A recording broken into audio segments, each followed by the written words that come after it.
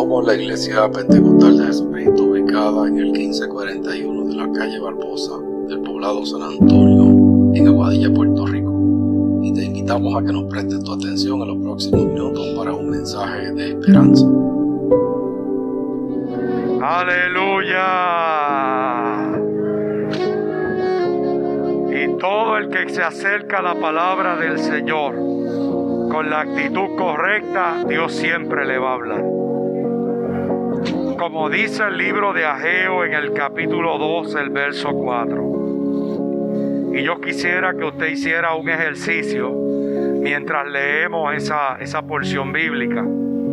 Y es que sustituya los nombres propios por su propio nombre.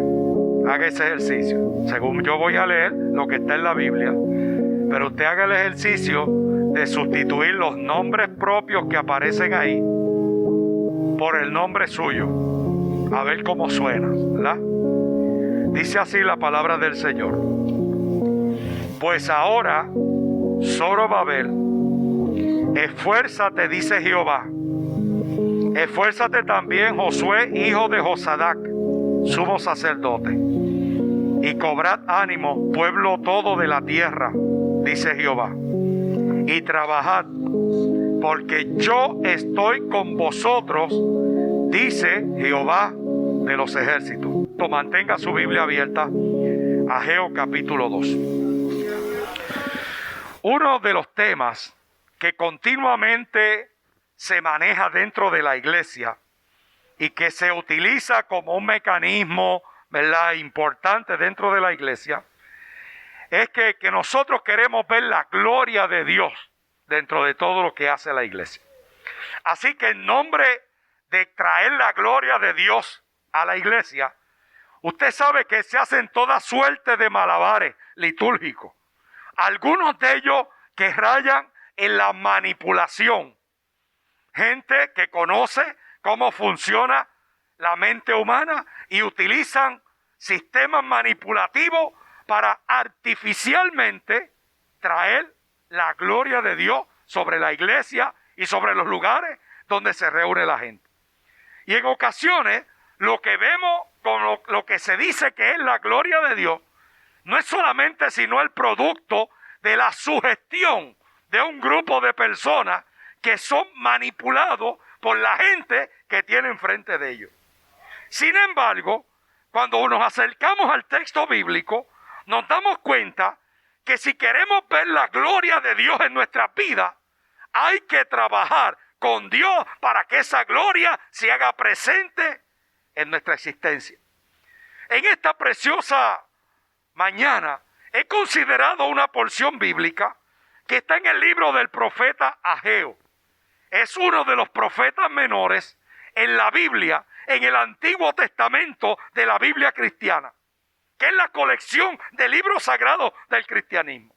Todos sabemos que la Biblia está dividida en Antiguo Testamento y Nuevo Testamento, y que cada una de esas divisiones generales de la Biblia, a su vez, está dividida en bloques de libros.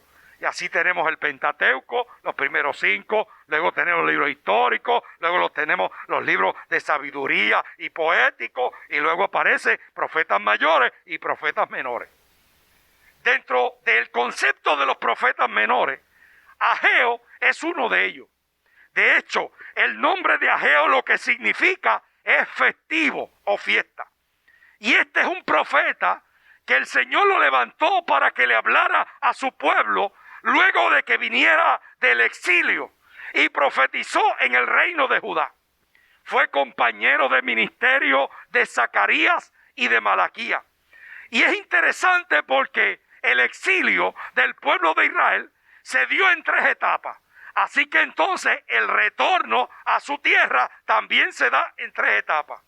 Ageo va a profetizar y va a decir, el así dice el Señor, en la primera de esos regresos del pueblo de Israel. Cuando nosotros buscamos el concepto de profetismo dentro de la Biblia, nos damos cuenta que la palabra profeta viene de una palabra hebrea llamada Navi. Y Navi lo que significa es el que habla en nombre de Dios. Hubo profetas que dieron el oráculo de Dios lo hicieron verbalmente. Y hubo otros que escribieron lo que Dios le estaba diciendo. De hecho, en nuestra Biblia conservamos 17 libros adscritos a lo que llamamos profetas literarios o profetas que escribieron lo que Dios le estaba diciendo. Claro, el profetismo del Antiguo Testamento no es como el profetismo moderno. El que decía que hablaba en nombre de Dios y Dios no estaba hablando en ese nombre, se corría el riesgo de que inclusive pagara con su vida. Se requería que el que hablaba en nombre de Dios, esa palabra tuviera una rigurosidad especial para poder ser aceptada por el pueblo. Cuando comparamos eso con lo que llamamos hoy profeta, con la liviandad de que cualquier persona prácticamente se llama a sí mismo profeta, nos damos cuenta que hay gente que dicen que habla en nombre de Dios, pero realmente están hablando en su propio nombre.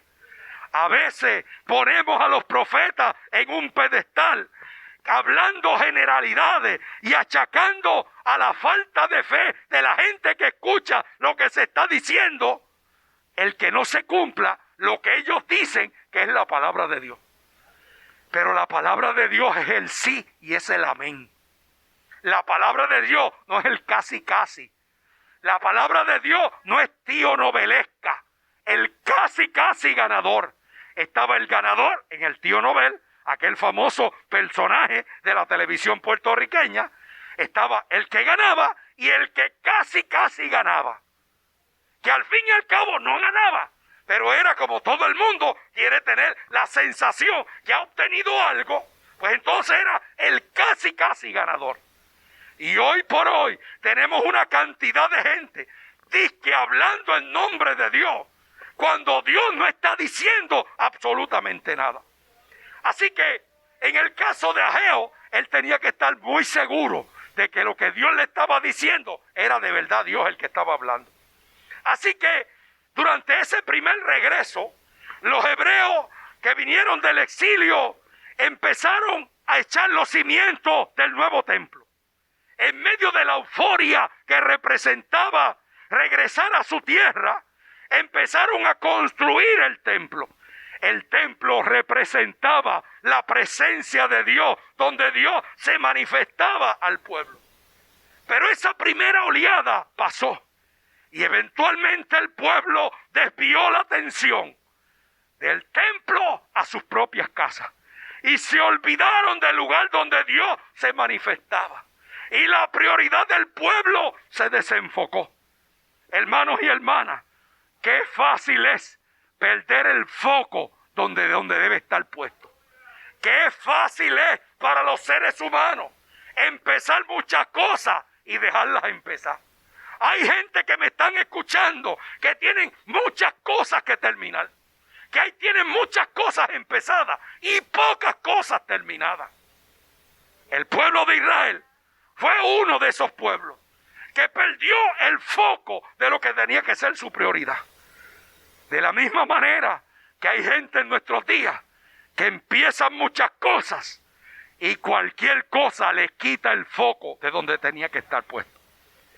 Pasaron 16 años desde que fue el primer regreso y todavía los cimientos del templo estaban hechos, pero nada más se había hecho. Se había abandonado la construcción de la casa del Señor. Entonces, Dios levanta al profeta Ageo para que le hable a su pueblo. A veces pensamos que Dios no le preocupa nuestra situación o la situación de nuestro pueblo. Pero podemos estar seguros, como dice el libro de Proverbios, que los ojos del Señor atalayan sobre toda la tierra. Y en esta preciosa mañana puede haber gente aquí que piensen que Dios no se interesa por lo que usted está viviendo.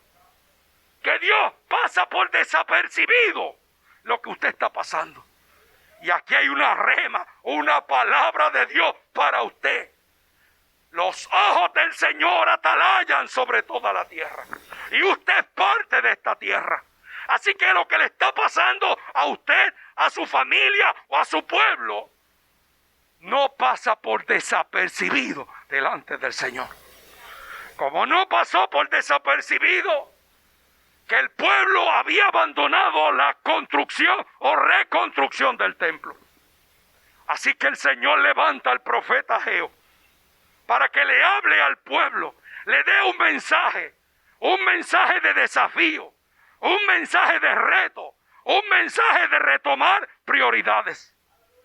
Y un día, mientras se celebraba la fiesta de los tabernáculos, que era la fiesta de las enramadas, que conmemoraba el peregrinaje en el desierto, el pueblo de Israel, frente a sus casas, hacía lo que nosotros conoceríamos en el día de hoy como tiendas de campaña.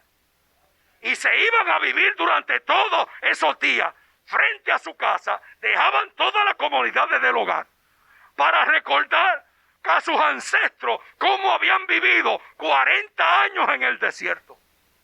Un día, en medio de la fiesta de los tabernáculos, Dios levanta al profeta Ageo y le da una palabra.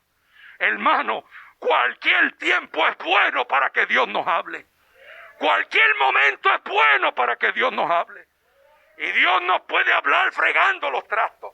Y nos puede hablar estudiando en internet. Y nos puede hablar lavando el carro. Y nos puede hablar en la joya tumbando palos. Y nos puede hablar un domingo, 11 de abril del 2021, en el 1541 de la calle Barbosa de San Antonio, Puerto Rico. Dios también nos puede hablar. La pregunta es, ¿y nosotros queremos escuchar la voz de Dios? ¿Y tú quieres escuchar la voz de Dios? Porque a veces el problema no es que Dios no hable. El problema es que estamos sintonizados en otro canal. O a veces queremos que Dios nos hable lo que nosotros queremos escuchar. Y Dios siempre habla. ¿De verdad tú quieres escuchar la voz de Dios? ¿De verdad tú quieres que Dios te diga lo que tienes que hacer? ¿O acaso quieres que solamente Dios te diga, sigue lo que va bien? A todo el mundo le encanta eso. Lo difícil es cuando Dios nos dice, se cierra esa puerta. Amansura bacandara basaya. Y hay gente aquí que me está escuchando, que Dios le está diciendo en esta mañana, yo soy el que abro y yo soy el que cierro.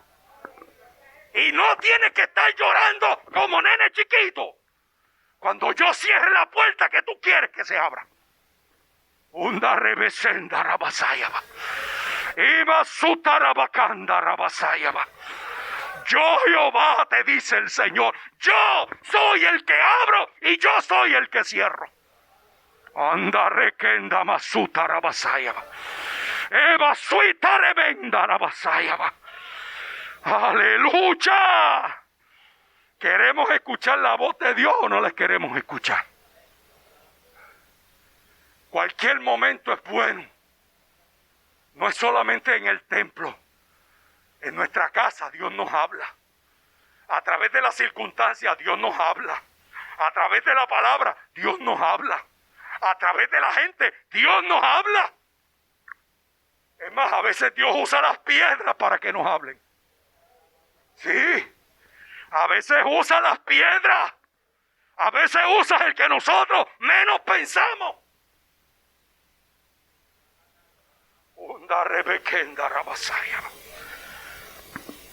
El mensaje de Ageo tenía 3 destinatarios. Tenía a Zorobabel, el gobernador que representaba la autoridad política de aquel tiempo.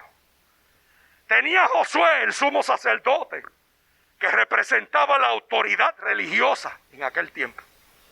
Y tenía un tercer destinatario, todo el pueblo. Y en medio de todo eso, Dios le hace recordar la gloria del templo de Salomón a esa gente. El templo de Salomón había sido destruido 66 años atrás. Los que habían conocido el mismo sabían que era una edificación fastuosa. De hecho, hoy se han hecho estudios con relación a ese templo y se ha estimado que ese templo tenía un costo aproximado de 310 millones de dólares. ¿Usted sabe lo que es un templo de 310 millones de dólares? Nosotros en Puerto Rico no tenemos una cosa así. Es más, yo creo que en un templo no tenemos una construcción que cueste tanto, probablemente, un edificio tan fastuoso como el templo de Salomón. Y en medio de todo eso, Dios le dice, ustedes están pendientes y comparan este santuario que lo ven a medio hacer con el templo antiguo, con el templo de Salomón. ¿Sabe qué dice el Señor? Que nosotros no podemos estar viviendo nuestra vida con el pasado. Tú no puedes estar viviendo tu vida con el pasado. Agua pasada no mueve molino. El enemigo es experto recordando nuestro pasado. A muchos de los que están aquí, que quieren acercarse a Dios una y otra vez, cuando están casi, ellos sienten que están casi tocando el borde del maestro, el Señor les recuerda, le dice, pero tú no puedes hacer eso por esto, aquello y lo otro. Y el enemigo es experto recordándote tu pasado. No, tú no puedes servir al Señor porque tú hiciste esto. Porque hace 20 años hiciste aquello. Porque hace 15 años. Porque hace 2 años. Porque hace... Tú no puedes hacer. El día que el enemigo te recuerde tu pasado, acuérdale a él su futuro. El futuro del enemigo nuestro es el lago de fuego y azufre. No te dejes mancillar por tu pasado. De hecho, el libro de Eclesiastés dice, nunca digas cuál es la causa que los tiempos pasados fueron mejores que esto. Porque nunca de esto preguntarás con sabiduría. Aprende a confiar en el Señor. Las misericordias de Dios son nuevas cada mañana. El ayer pasó. Hoy es un día nuevo. Disfruta el día de hoy en la presencia de Dios. No le permitas a un enemigo derrotado que venga a señalar el futuro tuyo. El futuro tuyo lo tiene en las manos nuestro Jehová, Dios de los ejércitos. Y en medio de eso, el llamado para el pueblo fue el texto que hemos leído al comienzo de este mensaje. El Señor le dice a la autoridad política, a la autoridad religiosa y a todo el pueblo, número 1, esfuérzate. Sinónimo de fortalécete, anímate, realiza trabajo, supérate. Y le dice, no solamente esfuérzate, sino cobra ánimo. En otras palabras, no tengas miedo, no te sientas disminuido. Usted sabe que nosotros tenemos gente a vuelta redonda de nosotros, que siempre piensa que no podemos hacer las cosas. Que las puede hacer otros, pero tú no. Hay gente que son expertos disminuyendo a las demás personas. El cajo de ellos vale mucho, el de los demás no vale nada. Ellos saben mucho, los demás no saben nada. Ellos lo pueden todo. Los demás no pueden nada.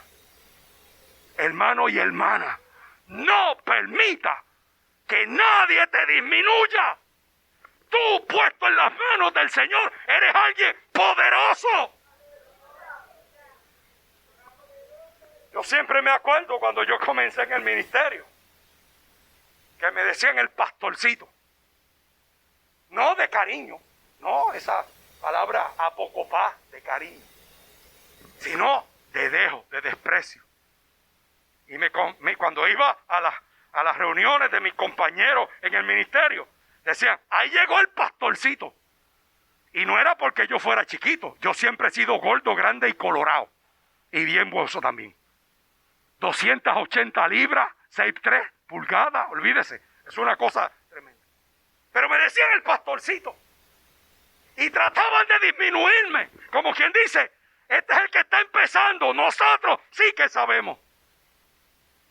Y desde ese momento yo me prometí a mí mismo que cuando yo pudiera tener conocimiento y destreza mayores en el ministerio, no me iba a quedar con ella. Que lo que yo aprendiera no iba a tener copyright. Que mi trabajo sería vertirme en otras personas y ayudarlos a crecer en la gracia que es en Cristo Jesús. Que no me iba a llevar a la tumba el conocimiento que Dios me permitiera tener, sino que lo iba a multiplicar en manos de terceros. Hermanos y hermanas, nunca permita que nadie te disminuya, que nadie diga que tú no puedes. A veces hasta algunos esposos se pasan disminuyendo a sus esposas. Algunos ni le enseñan a guiar porque tienen miedo que si guían se van entonces solas. No, si aprenden a guiar te quitan un peso de encima. Tú sabes la bendición que es que en casa todo el mundo guía. Los únicos que no guían son los gatos. Y me gustaría que guiaran también para poderle delegar cosas. Y eso. No disminuya a nadie. Claro, hay gente que no guía porque no quiere y tiene miedo, lo que sea, pues es otra cosa. Y demás. Pero no porque nadie te imponga que tú no puedes hacerlo. Aprende a superarte. Así que el Señor le está diciendo al pueblo, esfuérzate uno, fortalécete, anímate, realiza trabajo, supérate. Cobren ánimo, no tengan miedo, no se sientan disminuidos. Trabajen. En otras palabras, realicen tarea productiva. No esperen bendiciones sin hacer nada. Usted sabe el gran problema que tenemos en el día de hoy. Que tenemos mucho trabajo y poca gente que lo haga. Y todo el mundo está recostado del PUA. Y de los cupones. Ese no es el puertorriqueño típico. El puertorriqueño que construyó este país. Usted puede hablarme de su abuelo, de sus papás, que cuando salía el sol ya ellos estaban en la pieza de caña, o en la pieza de café, o en la tala, listos para trabajar. Y era trabajando de sol a sol. Eso fue la gente que construyó este país. Eso fue la gente de manos a la obra. Eso fue la gente que construyó carreteras y puentes en este país. Que hizo la infraestructura que estamos nosotros disfrutando en el día de hoy. Y entonces el Señor le dice a su pueblo, ustedes quieren bendición. Número 1, esfuércese. Número 2, cobren ánimo. Número 3, trabajen. Realicen trabajo productivo. No se sienten a esperar que todo le caiga a la mano. En estos días, a mí me buscan mucho para que case gente. Yo caso gente. Y entonces Nani me dice que yo no cobro por eso. Yo debo darle el teléfono a Nani para que ella atienda esas llamadas y le ponga la tarifa. Es que a mí no está, usted sabe. Bueno, ustedes saben que yo le he dicho muchas veces que Nani dice que yo no los regalo a ellos porque sabe que no los puedo regalar. Porque todo lo que llega a mis manos yo lo voy a regalar. Y eso, lo que pueda regalar. Así que me llamó un señor. Mire que yo me quiero casar para aquí y para allá. Muy bien. Y yo le explico todo el proceso. Y me dice, ¿y usted hace todo eso? Digo, bueno, quien te vas a casar eres tú. Quien tiene que ir al registro demográfico eres tú. A quien le van a sacar la sangre es a ti. Quien tiene que firmar los papeles eres tú. Y después que tú hagas todo eso y vayas al doctor, tú, porque el doctor que a quien te va a avisar es a ti. Tú me traes un papel en blanco que yo voy a llenar y entonces tú me lo firmas y ese papel yo lo voy a llevar al registro. Dice, yo creía que... No, es que él se va a casar eres tú, no soy yo. Ya yo me casé. Yo me imagino que él estaba esperando que yo también me casara por él. Mire, no me ha vuelto a llamar. Pues yo te llamo entonces. Olvídate de eso. No, porque hay gente que todo lo quiere en seco y venteado. Sí, que todo el mundo haga todo el esfuerzo y me entreguen el resultado a mí. No, hay que trabajar, hay que esforzarse. Y el Señor le dice, ustedes esfuércense, cobren ánimo, trabajen, no tengan miedo. ¿Por qué? ¿Quién lo dice? Lo dice Jehová. ¿Quién es Jehová? Raúl, en esto era que pensaba en ti. Tú sabes, porque como tú siempre pones eso, el Eterno, el Shaddai, el Yo Soy, el esto, el lo otro, el Elohim, esto y todo esto. Cuando yo dije esto en el primer culto, estaba pensando en ti. Y eso. ¿Quién es el que dice todas esas palabras? Esfuérzate, cobra ánimo, trabaja. ¿Quién lo dice? Jehová. ¿Y quién es Jehová? El Eterno, el fiel, el verdadero, el que promete estar con los que trabajan, el que ha prometido estar con nosotros, estar en acción y estar allí, el Yo Soy. Ese es el que lo dice. No hay que tener miedo. ¿Por qué? ¿Quién es el que está con nosotros? ¿Se acuerda usted cuando los que son más chiquitos, que tenían hermanos más grandes, sean damas o caballeros, no importa, y cogían y te cocoteaban en la escuela y tú llegabas todo achichonado a la casa? Y te preguntaba a tu hermano, ¿y qué pasó? Que me dieron. Ajá, ¿quién te dio? Una de tal. Y al otro día, dime quién fue el que te dio. Y tú ibas, el hermano o la hermana tuya iba al frente como una planadora, casi siempre más grande que tú, y tú ibas detrás de él con miedo, pero por dentro diciendo, ahora metan mi mano ahora. Metan mi mano, que ahora tengo a mi hermano conmigo. ¿Sabe qué? Esa misma fanfarronería, espiritualmente hablando, tú la puedes hacer, porque quien está contigo es el todopoderoso Dios. Es el que ha prometido estar contigo, estar en acción, estar en el momento preciso. ¡Aleluya! No hay que tener miedo. Yo estoy con vosotros, dice el Señor. No tengan miedo, no teman. Eso me recuerda un poco la historia de nuestro hermano Moisés. Cuando en un momento dado, Dios le dice que lo va a sacar de allí. Y lo próximo que le dice Moisés, mira, Señor, si tu presencia no va con nosotros, no nos saques de este lugar. Y Dios le contesta en el libro de Éxodo, capítulo 33. Mi presencia irá contigo y te daré descanso. Hermano, no importa lo que tengas que enfrentar. Si tú cuentas con la presencia de Dios, tú y Dios son mayoría donde quiera. Descansa en el Señor. Un famoso político puertorriqueño ya fallecido, don Luis Aferré, decía una frase lapidaria: la verdad no grita, la verdad convence. Y quien va contigo es la verdad y la vida. Se llama Jesucristo. No hay que tener miedo. Él está con nosotros. Nunca, hermano, queramos echar de nuestras vidas la presencia de Dios. Porque la presencia de Dios nos garantiza victoria segura. La presencia de Dios nos garantiza que siempre seremos más que vencedores. Y entonces Dios dice algo importante a través del profeta. La gloria de esta casa será mayor que la primera. Los que vinieron el jueves al estudio bíblico saben que Gilbertito y dio una explicación espectacular sobre lo que era el cabot y la gloria de Dios.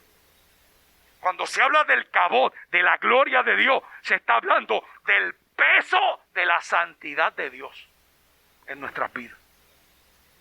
Y el peso de la santidad de Dios es como una especie de flashlight, que cuando lo prenden y nos los acercan, la gente se da cuenta de nuestras imperfecciones.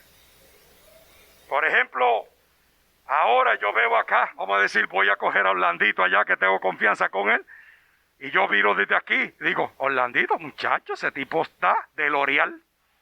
Eso está de Elizabeth Arden, eso tiene, olvídate de eso, eso está chuchín, precioso. Pero me le voy acercando, y en la medida que me voy acercando, digo, ay, mira si tiene un bajito aquí. Ay, mira si le hace compound, le hace falta un compound. Las hermanas saben lo que es eso. Compound, Esa cosa que se pasa una base, el embaje ese que se pasa. Digo, perdón, la base esa.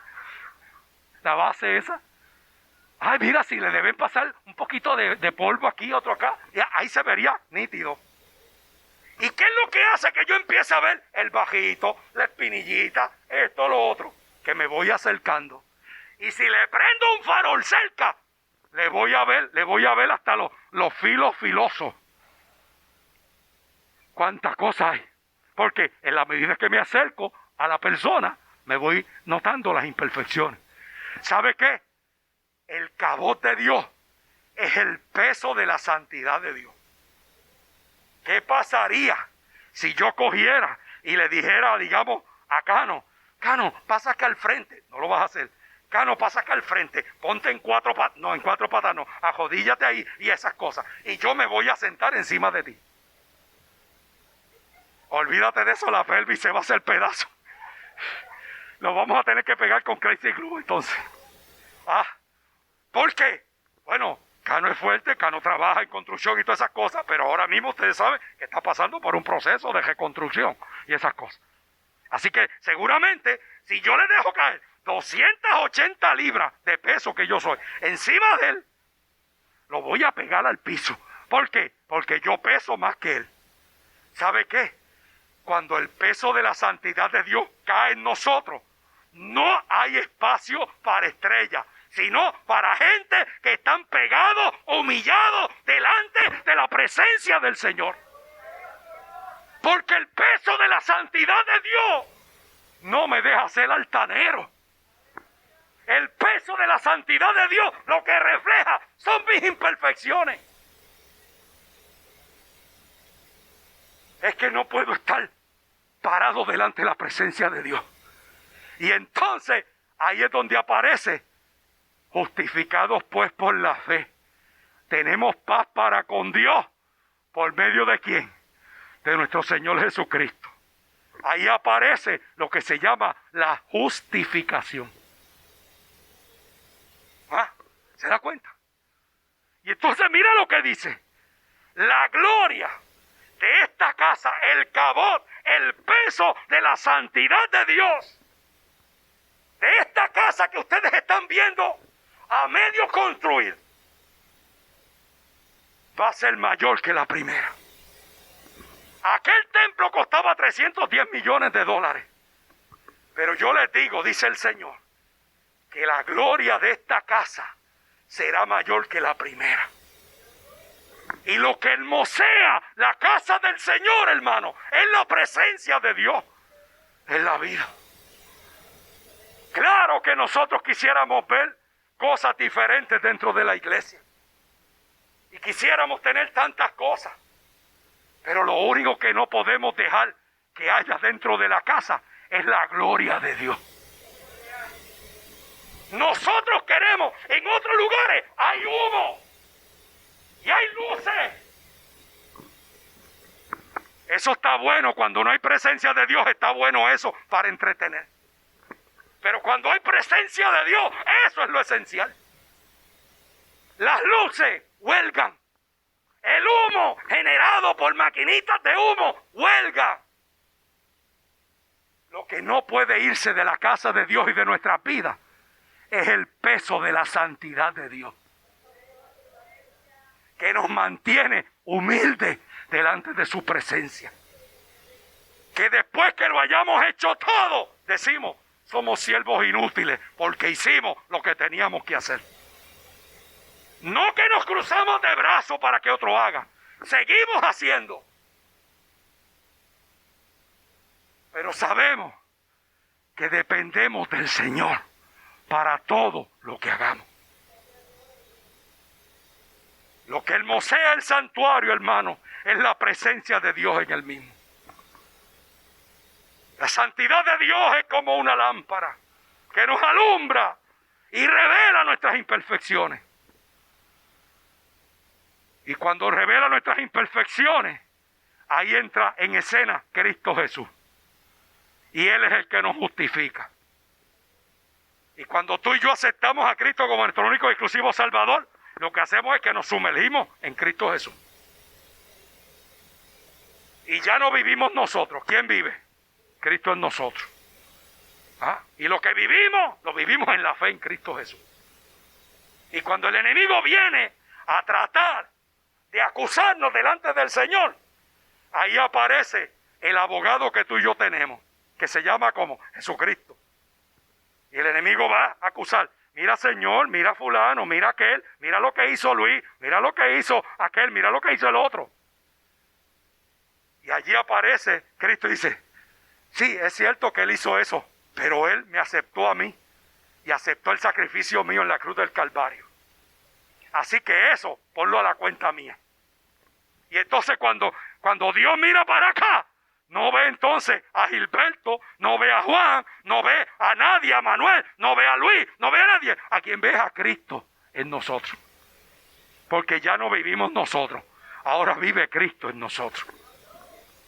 Hermano, que nunca perdamos la gloria de Dios en nuestras vidas. Que nunca perdamos el peso de la santidad de Dios en nuestras vidas. Vivamos nuestras vidas postrados delante de Dios. Y alabemos su nombre. Cuando la gloria de Dios llena el santuario, no hay espacio para estrellas. Solamente existen siervos. Gente que están dispuestos a hacer lo que tengan que hacer. Al finalizar, allá en la mesa, tenemos una lista. Y quiero agradecerle a los hermanos que se unieron el lunes y el martes a las 24 horas de oración. Fue espectacular, hermano. Se cubrieron todas las horas. Olvídate de eso, eso fue algo especial. Rapidito, no hubo que decir nada. Todo el mundo ahí. Y ahora queremos hacer una cadena de oración y de ayuno de 40 días, empezando mañana, donde queremos tener cada día a una persona, que sea uno ayunando, y por lo menos 2 personas que oren, aunque sea media hora cada uno, durante el día, para cada día, de aquí a 40 días, que más o menos van a coincidir con el día de Pentecostés en mayo, y eso. ¿Por qué hacemos eso? Esta hermana Sori me habló, luego me llamó otro hermano de la iglesia, me contaron sueños, visiones que tuvieron, que ya lo escogí como de parte del Señor, donde hablaban y nos decían que veían aquí en el área de San Antonio mucha gente vestido como de soldado, y en esto, Sori, me puedes ayudar si se me olvida algo o lo que sea, y eso, o vestido de soldado, etcétera, hablando como planificando cosas. Y ella intentó acercarse a donde estaban ellos. Y entre todos ellos había uno que estaba vestido diferente, que ella infirió que era que tenía como cierto nivel, rango, poder, más que los demás. Y cuando se acerca a una distancia prudente que no la puedan ver, escucha que están diciendo entre ellos: esa iglesia, refiriéndose a nosotros, es un estorbo para lo que nosotros queremos hacer. Tenemos que hacer algo, porque son un estorbo. Hay que planificar. Y hablaba de calumnia. Cuando ella escucha eso, dice: esto no tiene que ver con emergencia ni con Guardia Nacional. Esto es espiritual. Porque hablar de la iglesia como un estorbo, de lo que está hablando son de principados y potestades de alto rango, que entienden que nosotros como iglesia somos un estorbo para lo que ellos quieren hacer. Y que ellos van a tramar para tratar de hacer lo que tengan que hacer, y no podamos hacer el trabajo que Dios quiere que hagamos. Luego otro hermano me llama para decirme: pastor, mire, yo sé que usted dijo para orar por la comunidad, pero es que yo estaba orando en la mañana y el Señor me trajo a mi mente y me dijo: ora por el templo, ora por la iglesia. ¿Qué hago? No, tú ora por lo que el Señor te diría. Olvídate de eso, tú ora, el Señor te puso eso, ora por eso. Tú tranquilo, no te rompas la cabeza. ¿Sabe de qué me habla eso, hermano? De que como iglesia parece que estamos haciendo el trabajo que tenemos que hacer. Parece que en el infierno se habla de San Antonio, de la IPJ de San Antonio, como gente que tiene un compromiso serio con Dios. Anda remensa la vasalla, va. Que quizás no tenemos una orquesta, que no tenemos agrupación, pero que hay presencia de Dios en la casa, que hay gloria de Dios en la casa. Y puede faltarnos todo, pero que no nos falte la presencia del Señor. Entonces cuando yo escucho eso, imagínate, ¿qué me recuerda eso? Bueno, nosotros como iglesia nos vamos al librito viejo. ¿Y qué dice el librito viejo? ¿Cómo se luchan nuestras batallas? De rodillas, con oración y con ayuno. Porque hay principados que no salen sino con oración y ayuno. Entonces cuando me viene eso, digo, pues espérate. No es solamente la cadena de 24 horas. Vamos a meterle mano a esto. Porque nosotros no somos de los que retrocedemos. Nosotros no vamos a salir cogiendo. Nosotros no vamos a dejar de hacer lo que tenemos que hacer. Y mire, no es que hagamos gran cosa. Porque a veces yo pienso que podemos hacer más. Pero aún eso poco que podemos estar haciendo, parece que está haciendo mella.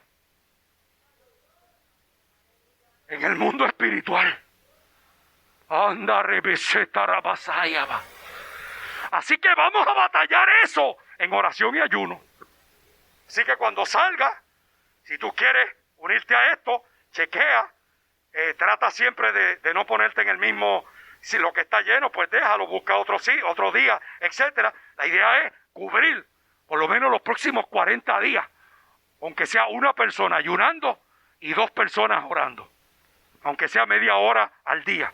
Tú escoges la hora, lo que sea, y eso, no importa. Claro, si el Señor te mueve a unirte otro día, en otro momento, tú también lo haces libremente. Porque tú no te vas a encajonar solamente, que yo me apunté el miércoles. Y el Señor te dice, no, el viernes también. Pues tú déjate dirigir por el Señor. Tú puedes hacer más, no menos.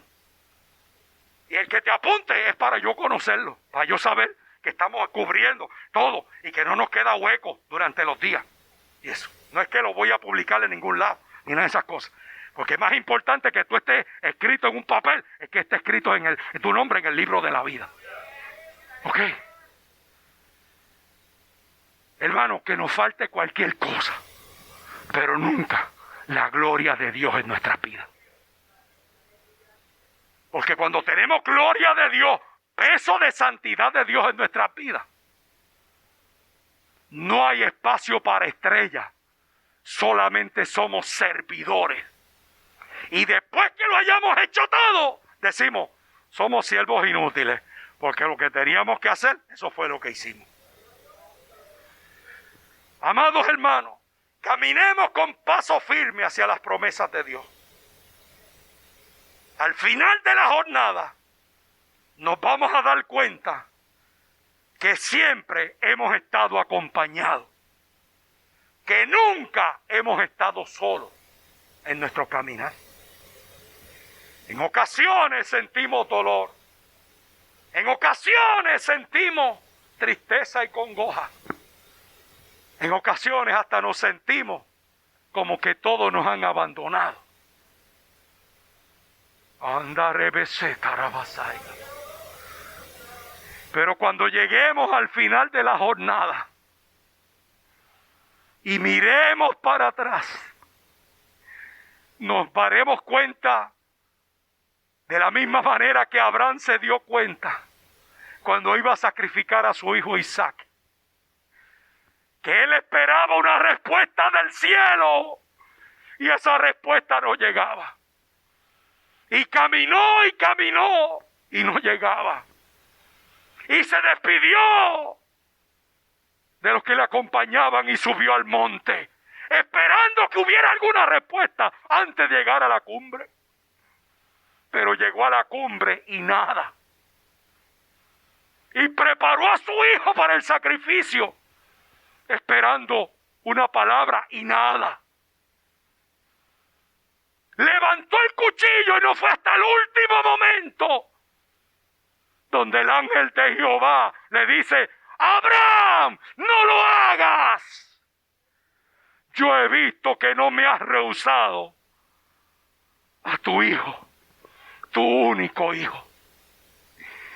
Y en ese momento se desenrollan los cielos y lo que ve es un coro de ángeles aplaudiendo al viejo patriarca y diciéndole: Abraham, lo lograste, pasaste en la prueba, te graduaste con honores.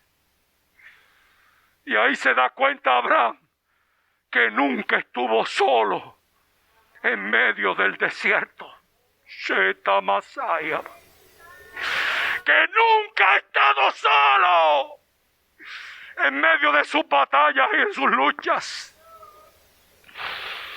Amados, que nos falte cualquier cosa, pero nunca la gloria de Dios en nuestras vidas. Que nunca nos falte esa gloria. Padre, que el nombre de Jesús.